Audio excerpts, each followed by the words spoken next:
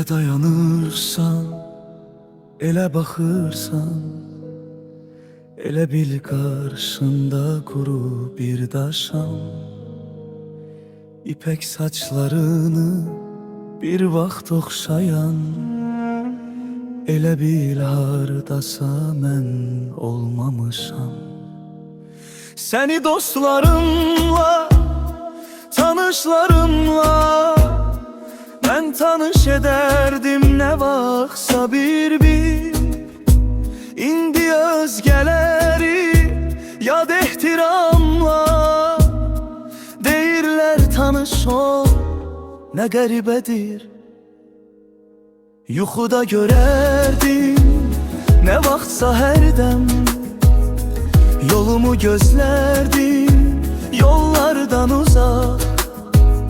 Mən sənin yuxundan çıxıb gəlmişəm. Bu da bir yuxudur, gəl tanış olaq.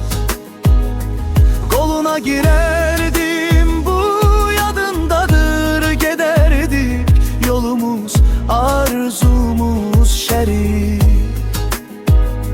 Qolum qollarının lap yanındadır, toxunsa bizimdir, üzür istəyirik. Hayanda oldumsa səhər ya axşam, aradın sən məni, gördün sən məni. İndi gözlərinin qabağındayam, hayanda durum ki görəsən məni.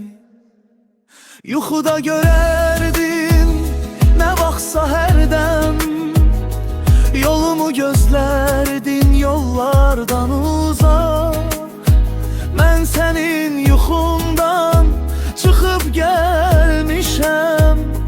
Bu da bir yuxudur, gəl tanış olaq. Qoluna girərdim, bu yadındadır, gedərdik yolumuz, arzumuz şərik. Qolum qollarının lap yanındadır, toxunsa bizimdir, üzür istəyir.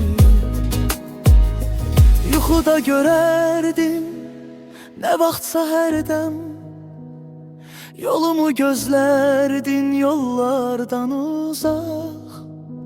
Mən sənin yuxundan çıxıb gəlmişəm.